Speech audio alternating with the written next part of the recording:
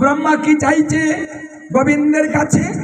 বলছে তুমি আমাকে গাছ বানাও। গাছ কোথায় গাছ হবে?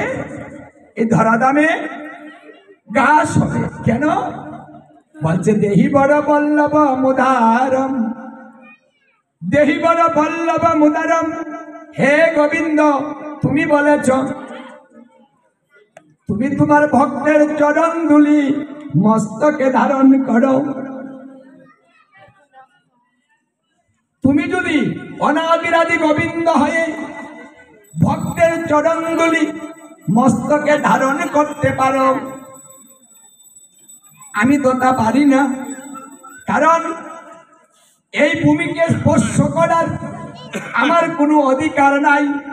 তাই তো আমি ভূমিতে স্পর্শ করতে পারি না। আমি যদি গাছ হইয়া জন্মগ্রহণ করি, আমার উপর দিয়ে তোমার ভক্তগণ বিচরণ করবে।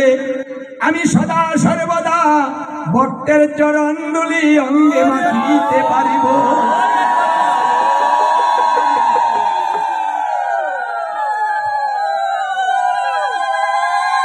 হে গোবিন্দ, তুমি আমাকে আবার ঘাস বানিয়েই দিও,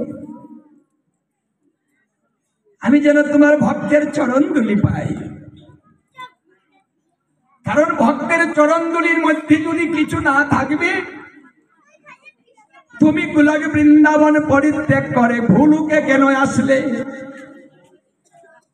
কেন তুমি ভক্তের চরণ ধুলি অঙ্গে মাখলে? কেন তুমি গড়াগড়ি যাও? তুমি তো এই তত্ত্ব শিখিয়েছ,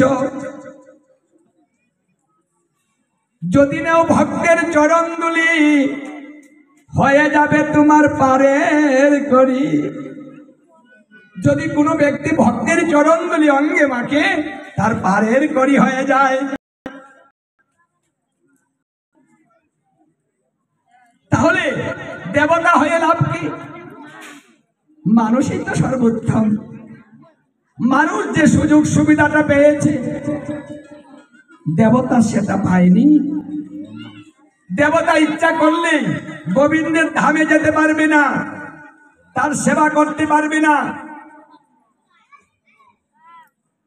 কিন্তু মানুষ ইচ্ছা করলেই ভগবত ধামে চলে যেতে পারে, ইচ্ছা করলেই ভগবানের সেবা পূজা করতে পারে, ইচ্ছাটা করলেই করতে পারে। এই সুযোগ ব্রহ্মা আক্ষেপ করে তিনি চাইছেন গোবিন্দের কাছে